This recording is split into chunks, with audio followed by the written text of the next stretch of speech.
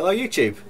Now this painting is a painting of my friend Becky, who is the same Becky that I painted in the Cubist, that Altman inspired thing that I've just done, that I posted on here.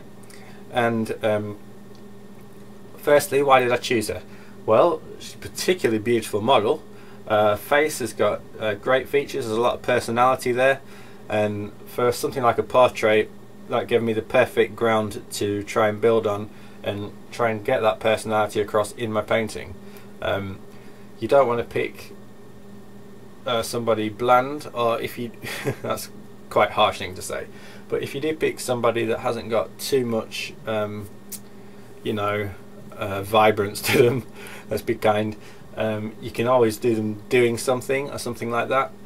With Becky, I wanted it all about this face that she's got. So it's just a simple painting of her sitting in a chair. There's not too much going on in the background, it's all about her face. Okay, now as far as the background goes though, I'll use this shadow to point directly at her eyes. This curve comes around and then just angles straight towards her eyes, which are the most important part. And of course the background here, this shadow, there's two, so there's her arm, and her shirt will just all curl around with her hair and come back to the face. So everything is drawing in to the center, which is the most important part. Now with this particular painting, I was trying to bring together everything that I'd learnt so far into one place excuse me, to make as good a painting as I possibly could at the time. Now pretty soon this is going to be varnished, matte varnished I should add, because it's done quite a while ago and I can do it now. You have to leave an oil painting for quite a long time before you can varnish it, so soon this will really come out, but at the moment this is how it is. Now what did I actually do? Well, I read a book, in fact I'll show you the book. Classical Painting Atelier by Julia Aristides. Now great book, I highly recommend it. It's not as such a tutorial book, it doesn't learn you so many things, but it talks about the concepts of constructing a painting and how tones and contrast work and things, and I applied what I learned from that book to this. Now what happens? Well, in a face particularly, shadows are a warm tone and highlights are a cool tone. Okay, so you can see here that all these shadow areas have warm colours in them, particularly down here. This is almost pure Venetian red here, which if you use oil paint, is a very, very strong paint. You only need a little dot in it. And like down the highlight of a nose here, that is cerulean blue and white, almost pure. It's almost no pigment in it at all, it's just pure cold colours. And when you do that, you find that your painting will jump out of the picture. Previously to this I was doing it the other way. I thought a shadow could be cool and a highlight should be warm, but no, if you do it this way around, and you can see, compare it to my older paintings, this one particularly just jumps out. It looks almost 3D, particularly in person, not so much on my webcam.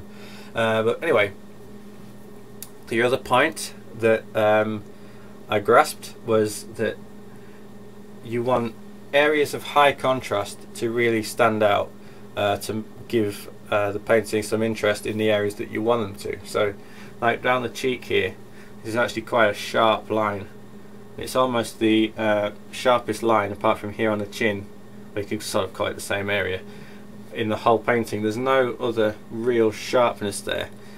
You could argue that there is kind of on the collar, but it's all in the lines which form the face all point towards the eyes. Okay, everything else in this painting I softened, even around the eyes here. When you look up close, there is no real sharpness. I blended everything into the next thing, so the only sharp lines are here, and that increases the contrast and it increases the impact. Okay, so anywhere that you don't want the eye to immediately run to, you soften the edges as you paint it. Like I would literally just apply the paint, I'd paint this cool colour of the seat roughly, then paint some of the hair in, and then I'd just take a separate brush which is completely dry and just run it over the edge a few times, just so it completely melds into each other. So yes, the high contrast and the sharp lines should be well positioned in your painting, and then you'll get that. Okay, so the other thing is the overall tones.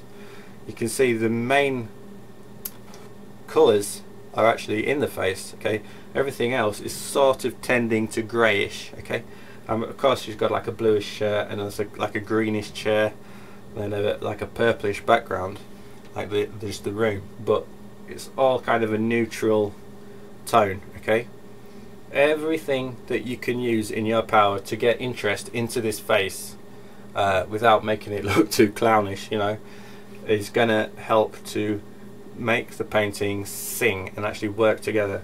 Like the colour here, where a neck just meets a shirt, you can see that there's a real strong contrast there. Goes from like the darkest dark to the lightest light, and it's in this V shape, which just completely makes your eye just go up. Some might say down, I would say up, straight into the face, and just bring everything there and make it just like a full circle. So the original point, because I chose Becky with a particularly characteristic face, my whole idea of the painting was indeed to get everything around her face, and that's why I'm doing all of this. You can use the same concept with figurative things like the Amy's Ghost painting that I did before. You can see I've used neutral colours on everything apart from the S shape that I was discussing, to get your eye to move around the painting, and that's how you do it. So if you was painting a landscape, the same concept applies.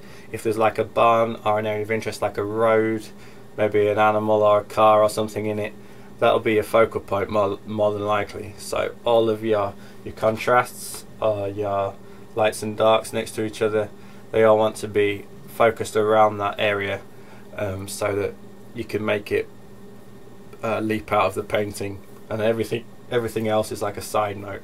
Okay, so that's my painting of Becky. I'm quite proud of that one. I would say this is probably one of my favourite paintings, and yeah, if you take what I've said into consideration, you apply it to some paintings, I'm sure you can get some better results. Thanks for watching. Please like this video, leave a comment, perhaps subscribe, and I'll see you later. Cheers.